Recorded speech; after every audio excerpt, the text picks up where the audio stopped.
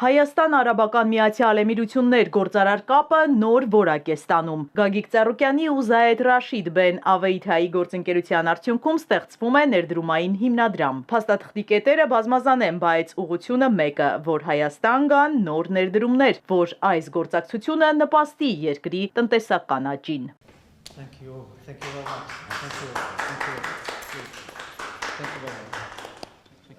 Նախատեսվում է հեշտացնել բիզնես միջավայրի կոմունիկացիան, ստեղծել նոր աշխատատեղեր։ Հայաստանը օտար ներդրողներին հետաքրքիր դարձնելու համար հստակ քայլեր են արվում։ Գագիկ Ծառուկյանի անձնական կապերի շնորհիվ Արաբական Միացյալ Էմիրությունում հիմնադրված խոշոր ընկերությունը հետաքրքրված է Հայաստանով։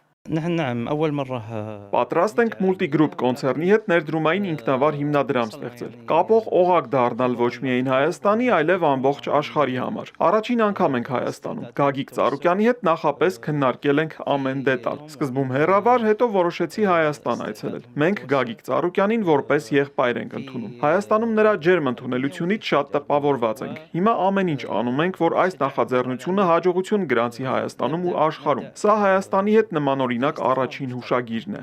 Հաջողակ գործարարները փակագծեր բացել չեն սիրում։ Այս գործակցության ոլորտներն ու առաջին պտուղները տեսանելի կլինեն շատ մոտ ապագայում։ Իմ նպատակը ոչ թե աշխարհում մեկ ներդրումներ, այլ հիմնական իմ երկրում ներդրումներ լինի։